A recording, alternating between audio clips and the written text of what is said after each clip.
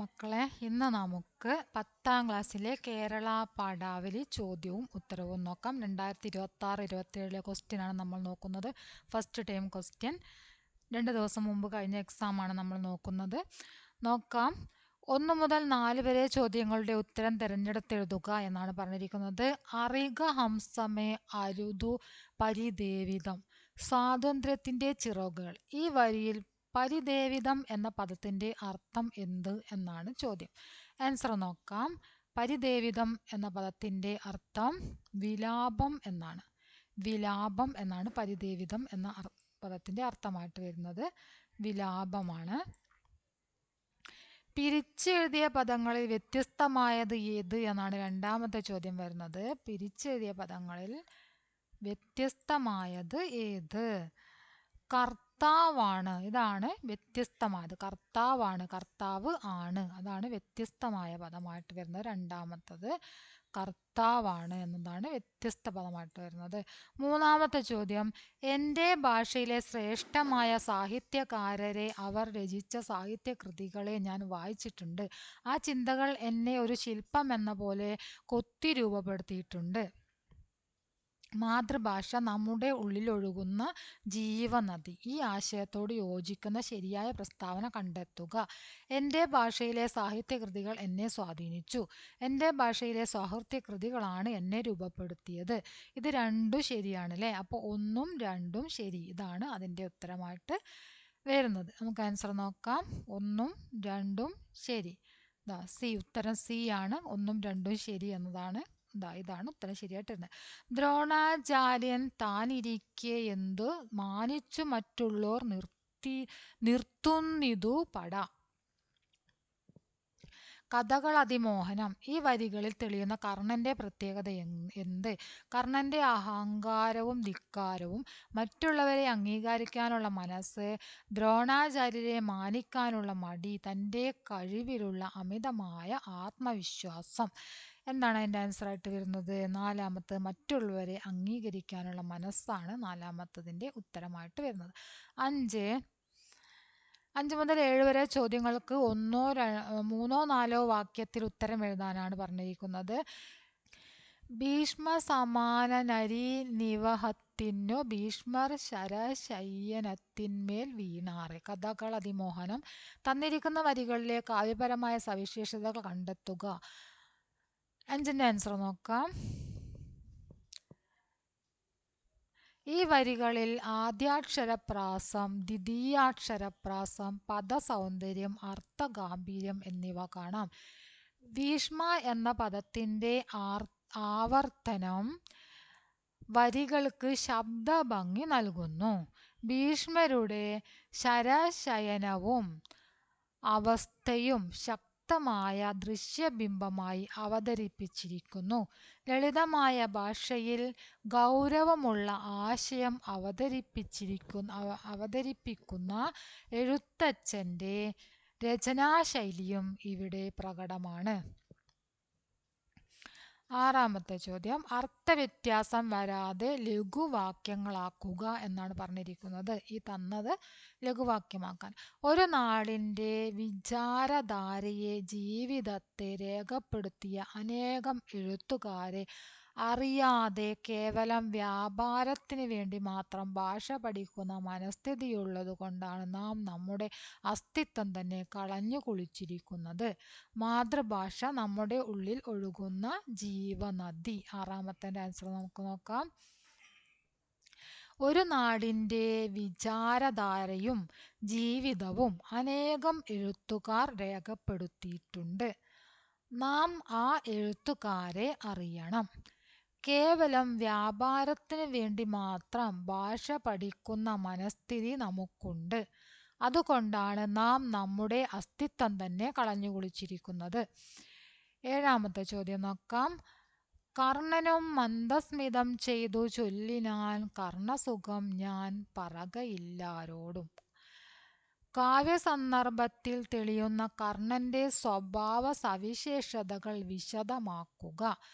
അല്ലെങ്കിൽ ബി, വിവശം നിരവലംബം മമ കുടുംബവുമിനി സ്വാതന്ത്ര്യത്തിൻ്റെ ചിറകുകൾ. ഹംസം ഇങ്ങനെ വിലപിച്ചതിൻ്റെ കാരണം വ്യക്തമാക്കുക എന്നാണ് പറഞ്ഞിരിക്കുന്നത്. 7ാമത്തെ ചോദ്യം നോക്കാം. ഈ വരികളിൽ കർണന്റെ സത്യസന്ധത, ആത്മാഭിമാനം, ആർജവം, ധീരമായ നിലപാട് എന്നിവ തെളിയുന്നു. മറ്റുള്ളവരെ സന്തോഷിപ്പിക്കുന്നതിനായി മുഖസ്തുതി പറയാൻ കർണൻ തയ്യാറല്ല. തനിക്ക് ഇഷ്ടപ്പെടുന്ന സത്യം മാത്രം പറയാതെ ശരിയെന്ന് തോന്നുന്ന കാര്യം തുറന്നു പറയുന്ന വ്യക്തിയാണ് കർണൻ. മറ്റുള്ളവരുടെ പ്രീതിക്ക് വേണ്ടി സ്വന്തം നിലപാടുകളിൽ വെള്ളം ചേർക്കാത്ത വ്യക്തിത്വമാണ് ഇവിടെ പ്രകടമാകുന്നത്. അത് തന്നെയുള്ള ബി എന്ന ക്വസ്റ്റ്യനാണ്. ഹംസം വിലപിച്ചതിൻ്റെ കാരണം. നളൻ ഹംസത്തെ പിടികൂടിയപ്പോഴാണ് ഹംസം ദുഃഖിതനായത്. താൻ ബന്ധനത്തിലായതോടെ തൻ്റെ കുടുംബത്തിന് താങ്ങില്ലാതാകുമെന്ന ചിന്ത ഹംസത്തെ വേദനിപ്പിച്ചു. പിതാവ് മരിച്ചുപോയെന്നും താനാണ് കുടുംബത്തിൻ്റെ ആശ്രയമെന്നും ഹംസം പറയുന്നു. സ്വാതന്ത്ര്യം നഷ്ടപ്പെടുന്നതിലുള്ള ഭയവും കുടുംബത്തെക്കുറിച്ചുള്ള ആശങ്കയുമാണ് ഹംസത്തിൻ്റെ വിലാപത്തിന് കാരണം. ഇനി 8ാമത്തെ ചോദ്യം നോക്കാം. പഞ്ചവർണ്ണക്കിളി പെൺകിടാവേ തെളിഞ്ഞെഞ്ചെവി രണ്ടും കുളിർക്ക പറക നീ.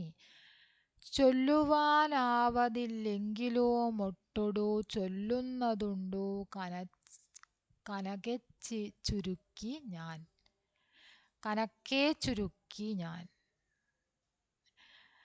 എഴുത്തച്ഛൻ്റെ രചനാരീതിയുടെ എന്തെല്ലാം സവിശേഷതകളാണ് ഇവിടെ തെളിയുന്നത്? കുറിപ്പ് തയ്യാറാക്കുക. 8ാമത്തെ ചോദ്യത്തിൻ്റെ ഉത്തരമാണ് എഴുത്തച്ഛൻ്റെ രചനാരീതിയുടെ സവിശേഷതകൾ. പഞ്ചവർണ്ണക്കിളി പെൺകിടാവേ തെളിഞ്ഞെഞ്ചെവി രണ്ടും കുളിർക്ക പറക നീ. തെളിഞ്ഞെഞ്ചെവി രണ്ടും കുളിർക്കെ പറക നീ എന്ന വരികളിലും ചൊല്ലുവാനാവതില്ലെങ്കിലോ മൊട്ടടു ചൊല്ലുന്നതുണ്ടു കനക്കെ ചുരുക്കി ഞാൻ എന്ന വരികളിലും എഴുത്തച്ഛൻ്റെ സവിശേഷമായ രചനാശൈലി കാണാം. എഴുത്തച്ഛൻ ലളിതവും സരസവും മധുരവുമായ ഭാഷയാണ് ഉപയോഗിക്കുന്നത്. സാധാരണക്കാർക്ക് എളുപ്പത്തിൽ മനസ്സിലാവുന്ന വാക്കുകളിലൂടെ ഗഹനമായ ആശയങ്ങൾ അവതരിപ്പിക്കുന്നു. താളാത്മകത, പദസൗന്ദര്യം, ദൃശ്യബിംബങ്ങൾ, ആവർത്തനം, വാത്സല്യഭാവം എന്നിവ രചനയ്ക്ക് ആകർഷണം നൽകുന്നു. ഇതിഹാസ കഥയെ കിളിപ്പാട്ടിൻ്റെ ലളിതമായ ശൈലിയിൽ അവതരിപ്പിക്കുന്നതും അദ്ദേഹത്തിൻ്റെ പ്രത്യേകതയാണ്. 9ാമത്തെ ചോദ്യം.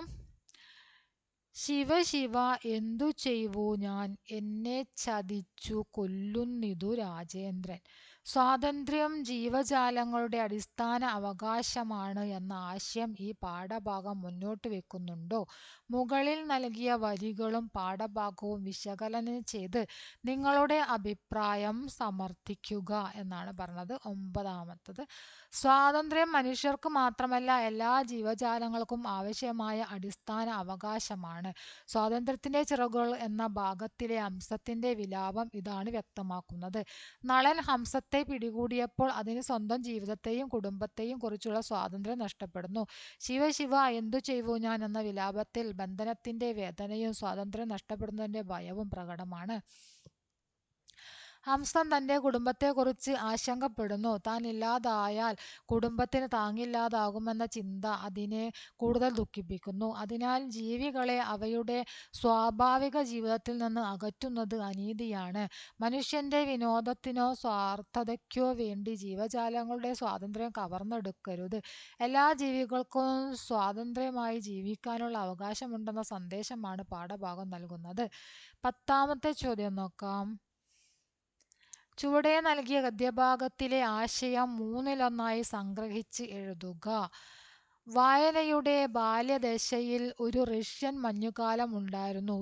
70കളിൽ അത്ഭുതങ്ങളോ ആനന്ദങ്ങളോ, എന്തിന് ചെറിയ സമ്മാനങ്ങൾ പോലും, ഒരു ഉടുപ്പ്, കഥാപുസ്തകം, ചായപ്പെൻസിൽ, മഷിപ്പേന, സമ്മാനങ്ങൾ പോലും വിരുന്നു വരാനില്ലായിരുന്ന ആ കുട്ടിക്കാലത്ത് പുസ്തകങ്ങളുടെ രൂപത്തിൽ വന്ന അതിശയങ്ങളുടെ മഞ്ഞുവണ്ടികളായിരുന്നു അവ.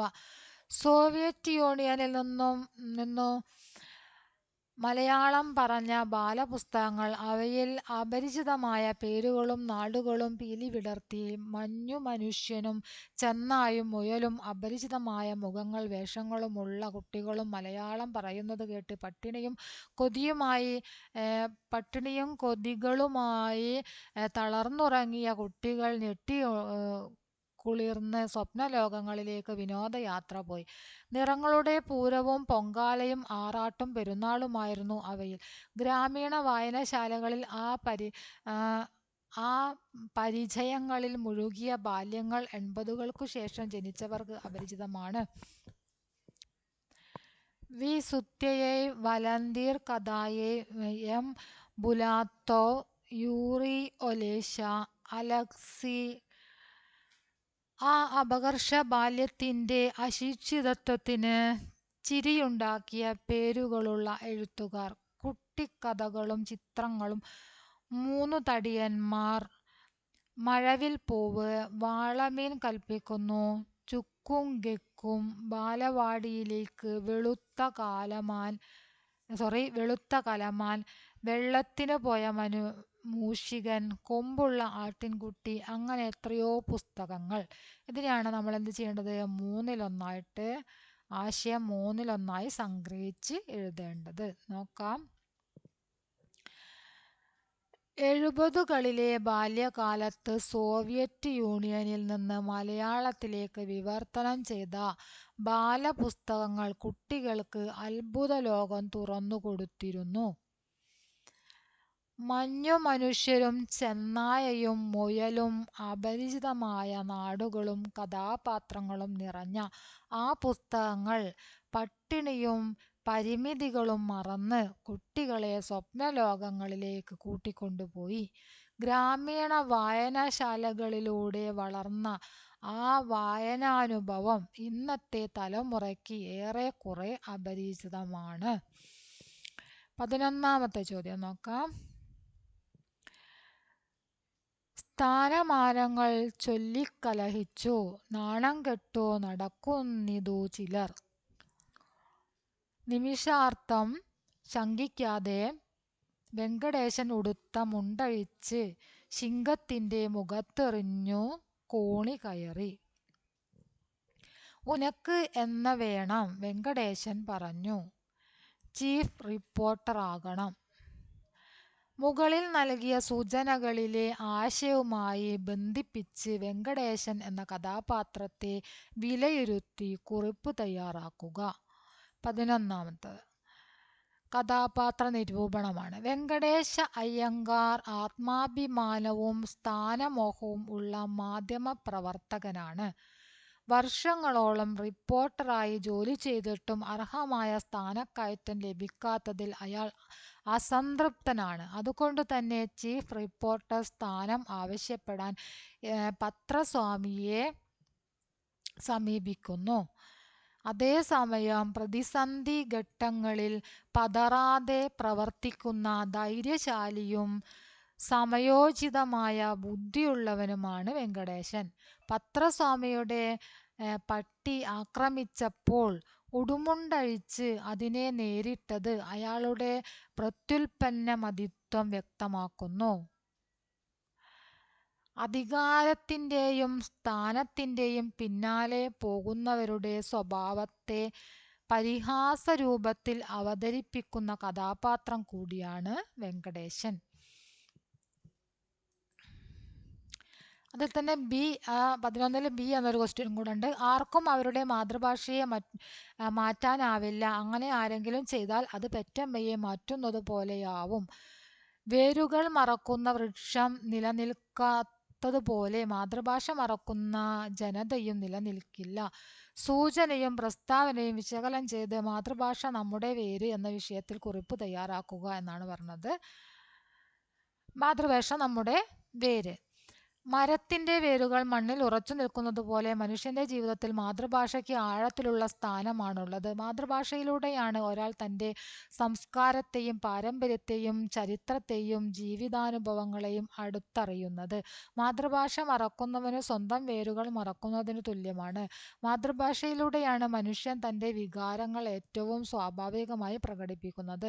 മറ്റു ഭാഷകൾ പഠിക്കുന്നത് ആവശ്യവും പ്രയോജനകരവുമാണെങ്കിലും അതിനുവേണ്ടി മാതൃഭാഷയെ അവഗണിക്കരുത്. മാതൃഭാഷ സംരക്ഷിക്കുകയും വളർത്തുകയും ചെയ്യുന്നത് നമ്മുടെ സംസ്കാരത്തെയും വ്യക്തിത്വത്തെയും സംരക്ഷിക്കുന്നതിനു തുല്യമാണ്. 12ാമത്തെ ചോദ്യം നോക്കാം. താഴെ തന്നിരിക്കുന്ന ചോദ്യത്തിന് ഒരു പുറത്തിൽ കവിയാതെ ഉത്തരമെഴുതുക. ഇന്ത്യ പ്രധാനമന്ത്രിയെ ലാൽ ബഹദൂർ ശാസ്ത്രി എന്ന് വിശേഷിപ്പിച്ച് അയ്യങ്കാർ അദ്ദേഹത്തിന്റെ പരിപാടികൾ കവർ ചെയ്തു. പത്രസ്വാമിക്ക് ബഹു സന്തോഷമായി. പട്ടിയെയും മറ്റേ വിശ്വസ്തനെയും മാറി മാറി നോക്കി പത്രസ്വാമി ചോദിച്ചു, ഉനക്ക് എന്നെ വേണം? പത്രമാധ്യമ ലോകത്തെ അനാരോഗ്യ പ്രവണതകളെ നർമ്മമധുരമായി അവതരിപ്പിക്കുന്ന കഥയാണ് റെസിഡന്റ് എഡിറ്റർ. മുകളിൽ നൽകിയ പ്രസ്താവനയും കഥാസന്ദർഭങ്ങളും റെസിഡന്റ് എഡിറ്റർ എന്ന കഥയും വിശകലനം ചെയ്ത് കഥകൾ കാലത്തിന്റെ കണ്ണാടി എന്ന വിഷയത്തിൽ ഉപന്യാസം തയ്യാറാക്കുക. അല്ലെങ്കിൽ ക്വസ്റ്റ്യൻ ആണ്, ആശയം, ആസ്വാദനാംശങ്ങൾ, സമകാലിക പ്രസക്തി എന്നിവ പരിഗണിച്ച് കവിതയ്ക്ക് ആസ്വാദനം നൽകുക. പുസ്തകങ്ങൾ: സുഖത്തിൽ സുഖമായി, ദുഃഖത്തിൽ ആശ്വാസമായി, ഇരുട്ടിൽ വെളിച്ചമായി, ആശയായി നിരാശയിൽ, അറിവായി പതറുന്ന ബുദ്ധിയിൽ തെളിച്ചമായി, നിഴൽ മൂടുമോർമ്മയിൽ, കരുത്തായി തളർച്ചയിൽ, യൗവനത്തിലെ പ്രിയതോഴരായി, വാർദ്ധക്യത്തിൽ ദിവ്യമാം താങ്ങായി, സുസ്ഥിരങ്ങളായി, വിശ്വസ്തരായി. പുസ്തകങ്ങളെ നിങ്ങൾ രാജിപ്പൂ, മനുഷ്യന്റെ അത്ഭുത സ്നേഹാദര വിശ്വാസം നിങ്ങൾക്കല്ലോ, നിങ്ങളെ സ്നേഹിപ്പതേ, നിങ്ങളെ പാലിപ്പതേ, നിങ്ങളെ നീളും കയ്യിൽ പകരുന്നതേ പുണ്യം. സുഗതകുമാരിയുടെ രാജിപ്പൂ ശോഭിക്കുന്നു എന്ന കവിതയാണ് ഇവിടെ തന്നത്. അപ്പോൾ നമുക്ക് അതിൻ്റെ ആൻസർ നോക്കാം. കഥകൾ കാലത്തിന്റെ കണ്ണാടി, ഇതാണ് ഇതിൽ തന്നിരിക്കുന്ന ഉപന്യാസം തയ്യാറാക്കാനുള്ളത്. കഥകൾ മനുഷ്യജീവിതത്തിൽ വിവിധ തലങ്ങളെ പ്രതിഫലിപ്പിക്കുന്ന സാഹിത്യരൂപമാണ്. ഓരോ കാലഘട്ടത്തിലെയും സാമൂഹികവും സാംസ്കാരികവും രാഷ്ട്രീയവുമായ സാഹചര്യങ്ങൾ കഥകളിൽ പ്രതിഫലിക്കാറുണ്ട്. അതുകൊണ്ട് തന്നെ കഥകളെ കാലത്തിന്റെ കണ്ണാടി എന്ന് വിശേഷിപ്പിക്കാം. വി.കെ. എന്നിന്റെ റെസിഡന്റ് എഡിറ്റർ എന്ന കഥ ഇതിന് മികച്ച ഉദാഹരണമാണ്. പത്രമാധ്യമ രംഗത്തെ അനാരോഗ്യകരമായ പ്രവർത്തനങ്ങളെ നർമ്മത്തിലൂടെ ആക്ഷേപഹാസ്യത്തിലൂടെയും കഥാകാരൻ അവതരിപ്പിക്കുന്നു. കഴിവിനേക്കാൾ സ്ഥാനമോഹവും വ്യക്തിപരമായ താൽപര്യങ്ങളും പ്രാധാന്യം നേടുന്ന മാധ്യമലോകത്തെയാണ് കഥ പരിഹസിക്കുന്നത്. വെങ്കടേശ അയ്യങ്കാരുടെ കഥാപാത്രത്തിലൂടെ സ്ഥാനക്കയറ്റത്തിനായുള്ള ആഗ്രഹവും അധികാര കേന്ദ്രങ്ങളുടെ വിചിത്രമായ പ്രവർത്തന രീതിയും തുറന്നുകാട്ടുന്നു. സമൂഹത്തിലെ അനീതികളും വൈരുദ്ധ്യങ്ങളും മനുഷ്യരുടെ സ്വഭാവ വൈകല്യങ്ങളും തിരിച്ചറിയാൻ കഥകൾ സഹായിക്കുന്നു. അതുകൊണ്ട് കഥകൾ വെറും വിനോദത്തിനുള്ള ഉപാധികളല്ല, അവ സമൂഹത്തെ കാണാനും വിലയിരുത്താനും സഹായിക്കുന്ന കണ്ണാടികളാണ്. കാലം മാറിയാലും മനുഷ്യജീവിതത്തിലെ പല പ്രശ്നങ്ങളും നിലനിൽക്കുന്നതിനാൽ റെസിഡന്റ് എഡിറ്റർ പോലുള്ള കഥകൾ ഇന്നും പ്രസക്തിയുണ്ട്. പുസ്തകങ്ങൾ നമ്മുടെ കൂട്ടുകാർ, ആസ്വാദനം തയ്യാറാക്കാനാണ് പറഞ്ഞത്. സുഗതകുമാരിയുടെ പുസ്തകങ്ങൾ എന്ന കവിത പുസ്തകങ്ങളുടെ മഹത്വവും മനുഷ്യജീവിതത്തിലെ അവയുടെ സ്ഥാനവും മനോഹരമായി അവതരിപ്പിക്കുന്നു. സുഖത്തിലും ദുഃഖത്തിലും ഇരുട്ടിലും നിരാശയിലും അറിവിനായുള്ള അന്വേഷണത്തിലും പുസ്തകങ്ങൾ മനുഷ്യന് കൂട്ടായും ആശ്വാസമായും മാറുന്നു. കവി പുസ്തകങ്ങളെ വെളിച്ചം, പ്രതീക്ഷ, അറിവ്, കരുത്ത്, പ്രിയതോഴൻ, വാർദ്ധക്യത്തിലെ താങ്ങ് എന്നിങ്ങനെ പല രൂപങ്ങളിൽ കാണുന്നു. ഇതിലൂടെ പുസ്തകങ്ങളോടുള്ള കവിയുടെ ആഴത്തിലുള്ള സ്നേഹവും ആദരവും വ്യക്തമാകുന്നു. പുസ്തകങ്ങൾ മനുഷ്യന്റെ ചിന്തകളെ പ്രകാശിപ്പിക്കുകയും അറിവ് വർദ്ധിപ്പിക്കുകയും ജീവിതത്തെ കൂടുതൽ അർത്ഥപൂർണമാക്കുകയും ചെയ്യുന്നു. ലളിതമായ ഭാഷയും മനോഹരമായ ഉപമകളും ആവർത്തനങ്ങളും കവിതയ്ക്ക് ആസ്വാദ്യത നൽകുന്നു. വായന കുറയുന്ന ഇന്നത്തെ കാലത്ത് പുസ്തകങ്ങളുടെ പ്രാധാന്യം ഓർമ്മിപ്പിക്കുന്നതിനാൽ കവിതയ്ക്ക് സമകാലിക പ്രസക്തിയും ഏറെയാണ്. പുസ്തകങ്ങളെ സ്നേഹിക്കുകയും സംരക്ഷിക്കുകയും വായനാശീലം വളർത്തുകയും ചെയ്യണമെന്ന സന്ദേശമാണ് കവിത നൽകുന്നത്. അപ്പോൾ നമ്മൾ ക്വസ്റ്റ്യൻ ഫുള്ളായിട്ട് നോക്കിക്കഴിഞ്ഞു. ക്വസ്റ്റ്യനും ആൻസറും എല്ലാവരും ക്ലാസ് ഫുള്ളായിട്ട് കാണുക. നിങ്ങളുടെ അഭിപ്രായങ്ങൾ തീർച്ചയായിട്ടും അറിയിക്കുക. ലൈക്ക് ചെയ്യുക, ഷെയർ ചെയ്യുക. ഓക്കെ.